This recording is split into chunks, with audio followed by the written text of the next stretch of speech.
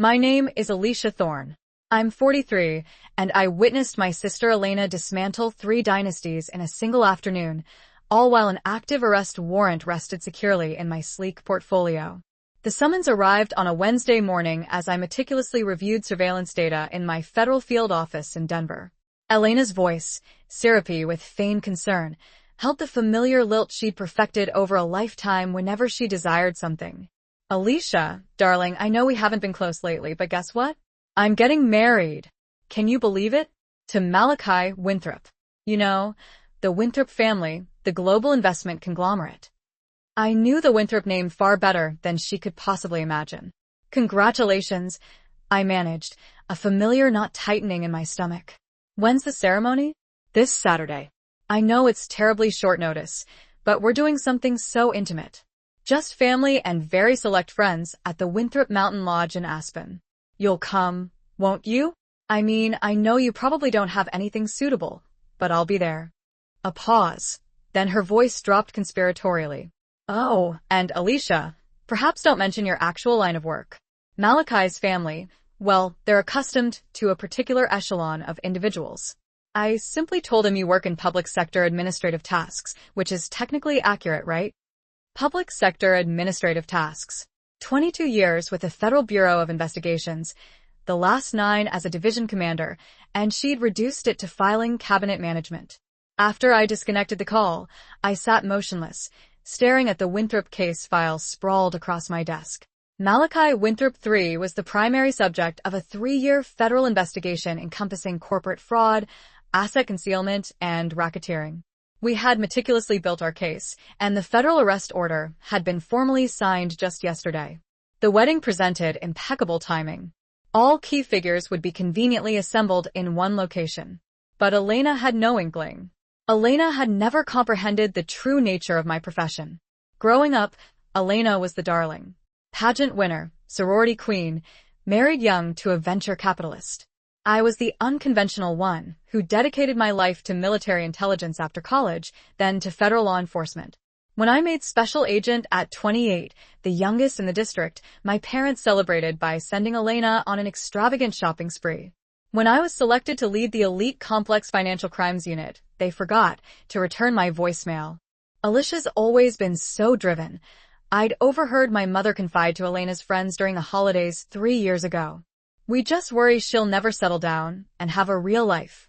All that clandestine work and pursuing felons, it's not very feminine, is it? The 4-hour drive to Aspen afforded me ample time for reflection. My original plan was to coordinate with regional task forces and execute the warrant discreetly early next week, but Elena's wedding reshaped everything. Malachi Winthrop would be surrounded by 350 esteemed guests, including federal judges, influential politicians, and corporate titans. It would be decisive, highly public, and utterly devastating. The Winthrop Mountain Lodge sprawled across 60 acres of pristine Colorado wilderness, a modern marvel of natural stone, reclaimed wood, and vast panoramic windows. I pulled up in my unmarked agency vehicle, parking amidst a lineup of Bentleys and bespoke European sports cars. I wore my best tailored charcoal suit, a sleek leather portfolio clutched in my hand. Elena rushed over the moment I stepped out, looking luminous in a bespoke cream-colored designer gown that likely cost more than my annual salary. Alicia, you found us. Oh my goodness, this place is incredible, isn't it? Malachi's family has owned it for generations. The guest house alone has 10 suites. She delivered 2 quick air kisses to my cheeks, then stepped back, appraising me with a critical eye. That's a very chic suit. Very professional. So you. Thanks, Elle. Come meet everyone. Malachi is having portraits done with his groomsmen, but his parents are here and oh, Mom and Dad just arrived. She tugged me through the glittering crowd gathered on the sprawling terrace. I recognized faces from business journals and financial news programs.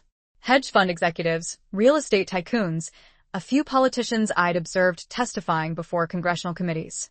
The kind of individuals who never once imagined someone like me could infiltrate their rarefied world. My parents stood near the bar.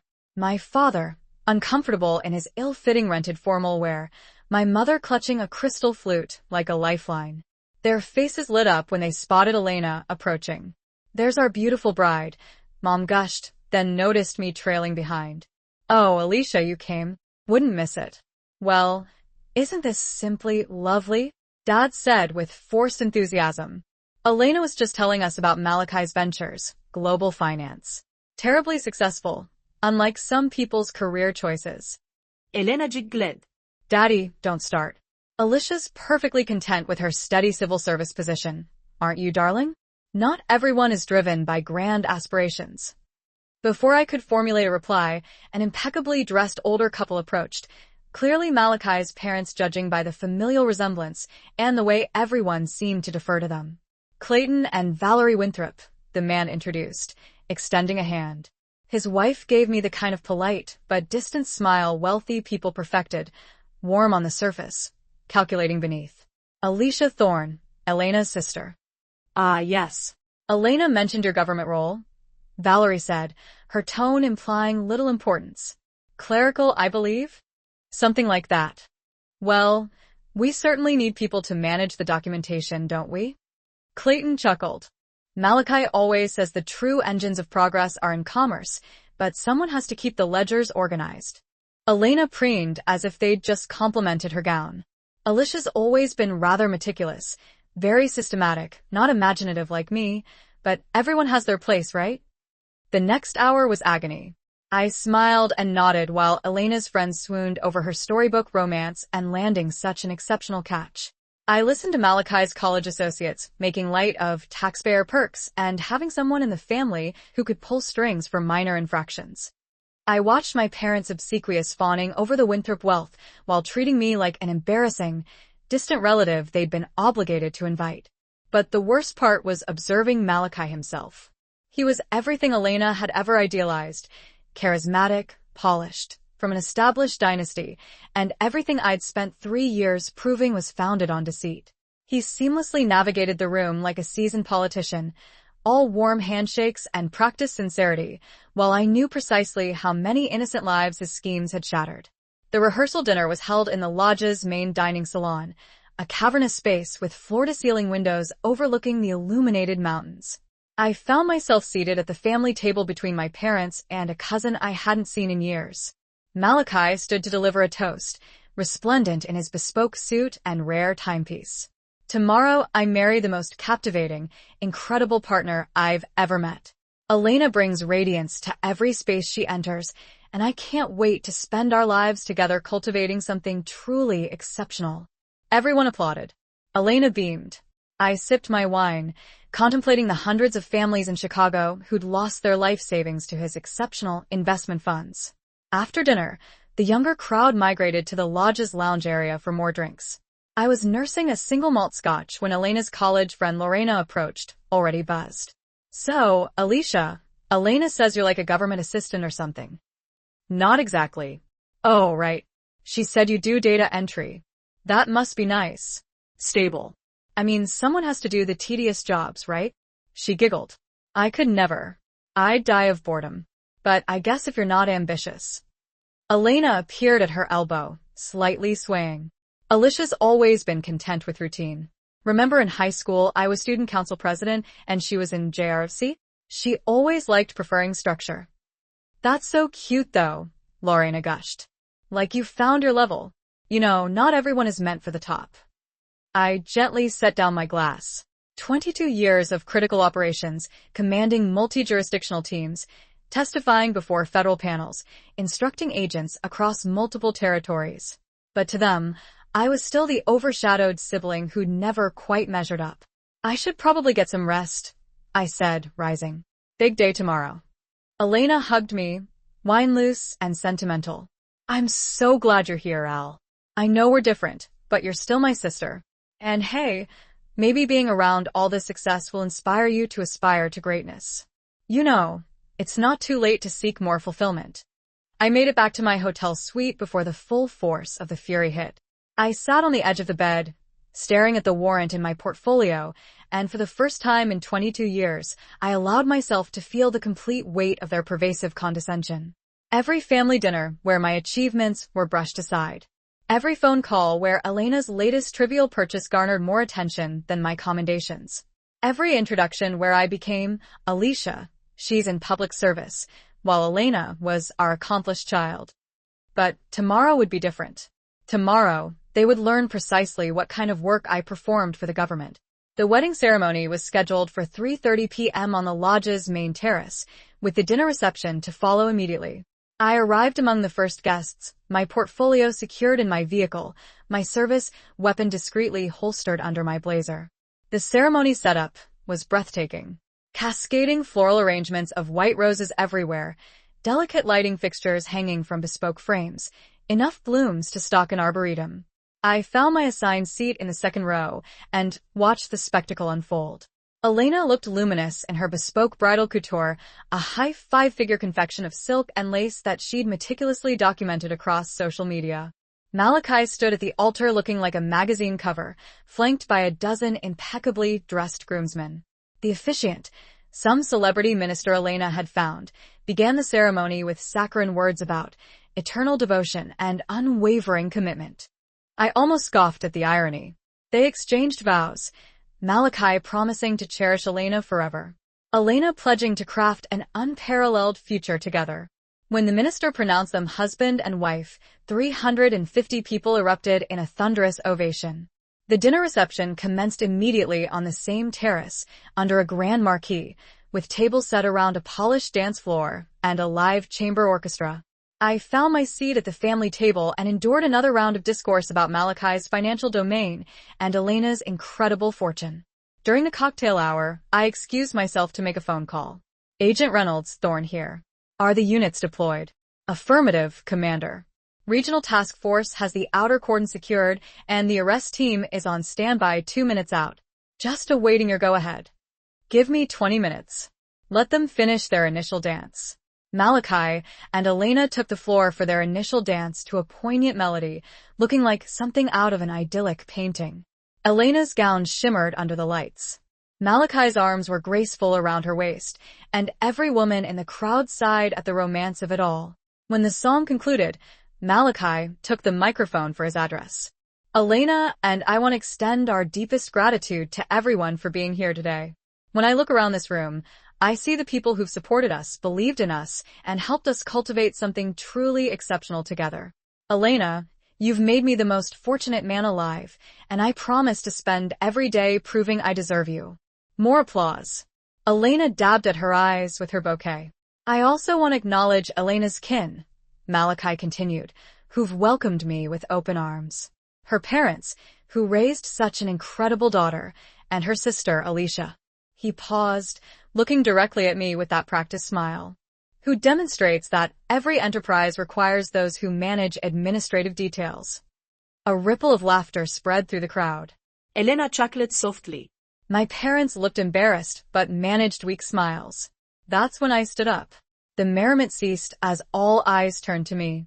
I walked deliberately toward the dais, my heels clicking on the temporary flooring, my hand moving to my blazer. Actually, Malachi, I said, my voice carrying clearly across the suddenly silent assembly. I believe there's a misunderstanding about the nature of my professional obligations.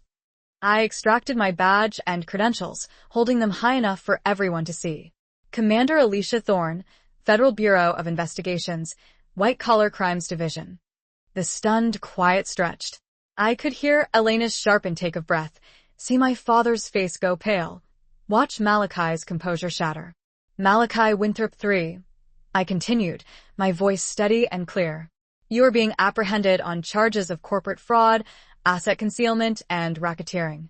I nodded toward the back of the crowd where 6 agents in discreet tactical attire were already dispersing among the guests. Malachi looked around wildly, as if this might be some elaborate prank. You have the right to remain silent. I continued, producing the flex cuffs I'd carried all day. Anything you say can and will be used against you in a court of law. Elena was rigid, still clutching her bouquet, her mouth agape in shock. The wedding guests pressed back as my team moved into position, creating a clear perimeter around the head table. Alicia Elena whispered. What is this? My duty, I said simply as Agent Reynolds cuffed Malachi behind his back. The duty I've performed for over 2 decades. While you imagined I was processing documents. The Winthrop parents were on their feet, Clayton, red-faced and spluttering. This is preposterous. You can't just. On the contrary, I can. I held up the warrant. Federal order authorized by Justice Miller yesterday. Mr. Winthrop has been under investigation for financial crimes that have defrauded stakeholders of over $50 million. Elena's bouquet clattered to the ground. Alicia, halt this. This is my celebration. You're ruining my celebration. No, Elena. Malachi compromised this event when he chose to construct his empire on the destitution of others. I turned to address the assembly, many of whom I now recognized from our investigation as potential co-conspirators or material witnesses. Ladies and gentlemen, my apologies for disturbing your festivities. However, I need to inform you that this property is now under federal purview. My colleagues will be requiring your cooperation in providing depositions. The crowd erupted in tumult. Guests pulling out smartphones, the orchestra hastily dismantling their instruments, caterers looking around in confusion. Through it all, Elena stood motionless in her bridal gown, watching her fantasy unravel in real time. My parents drew near slowly, looking as though they'd seen a ghost. Alicia, Mom whispered. You're actually a division commander with the FBI? I've overseen the complex financial crimes unit for 7 years. Before that, I spent 9 years in organized crime. I've testified before federal panels, directed multi-jurisdictional operations, and received commendations from the Attorney General multiple times.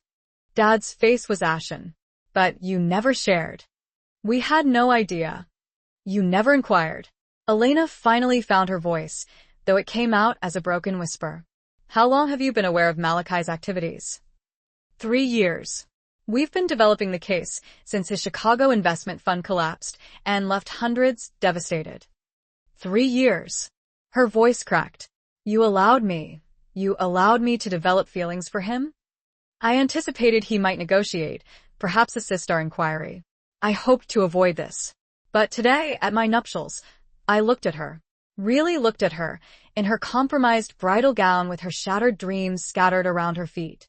Today, Elena, you labeled me unaspiring. You said I lacked ingenuity, that I'd never aimed high enough, that I was content with my modest public service role. You presented me to your new family as someone who manages documentation. I paused, watching the weight of her words sink in. So, I decided to illustrate precisely what kind of documentation I manage. The lodge was rapidly clearing now, guests fleeing the chaos and the federal agents. Malachi was already under guard, his tuxedo rumpled, his perfect hair mussed. The Winthrop parents were huddled with their counsel, their expressions grim. Elena collapsed into her chair, still in shock. Alicia, I was unaware of your significance, your accomplishments, your proficiency.